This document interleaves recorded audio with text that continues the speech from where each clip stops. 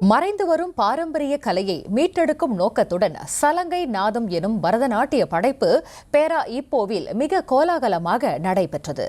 சங்கீத நாட்டிய கலாஞ்சலி கலாச்சார அமைப்பின் ஏற்பாட்டில் அரங்கேறிய இந்நாட்டிய படைப்பில் பல ஆண்டுகளாக பரத கலையை கற்றுவரும் பல்வேறு வயதிலான 69 மாணவர்கள் பங்கேற்றனர்.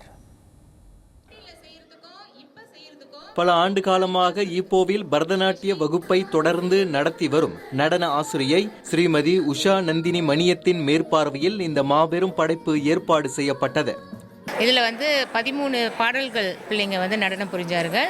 ஸோ விதவிதமான பரதநாட்டியத்திலே கோலாட்டம், கும்மி இந்த மாதிரி விதவிதமாக டான்ஸ் புரிஞ்சு வந்திருக்காங்க. ஏன்னா ரொம்ப பேர் இந்த கலையை மறந்து போகிறாங்க. அதனால் இந்த கலை நிலைச்சி நிற்கிறதுக்காண்டி நாங்கள் என்னோட நாட்டிய பள்ளியின் மூலமாக இந்த நாட்டிய நிகழ்ச்சி படித்து கொண்டு இருக்கிறோம். 69 மாணவர்களின் ஒருங்கிணைந்த பயிற்சியை தொடர்ந்து சிறியவர் முதல் பெரியவர் வரை அனைவரும் மேடையில் தங்கள் திறனை வெளிப்படுத்தியதாக ஸ்ரீமதி உஷா நந்தினி கூறினார். இதில் பரதநாட்டிய நடன அமைப்புகளுடன் பாரம்பரிய நாட்டுப்புற நடனங்களும் இடம்பெற்றன. இருவகை கலைகளும் இணைந்து வழங்கிய விருந்து பெற்றோர் மற்றும் கலை ஆர்வலர்களை வெகுவாக கவர்ந்தன.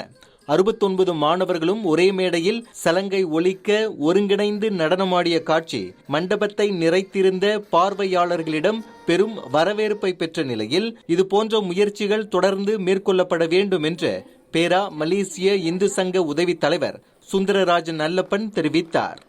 இப்போ உள்ள காலகட்டத்தில் குழந்தைகள் ஆல்மோஸ்ட் 24 ஹவர்ஸ் லேப்டாப்லேயும் ஃபோன்லேயும் அவங்க தனிச்சு வாழ்ந்துட்டு இருக்காங்க. அவங்க தனி வாழ்ந்துட்டு இருக்காங்க.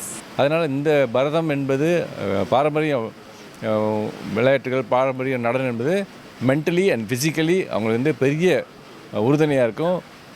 அதே நிலையில் இந்த மாதிரி இருக்கும்போது அவங்களுக்கு படிப்பிலையும் அவங்க கவனம் செலுத்த முடியும்.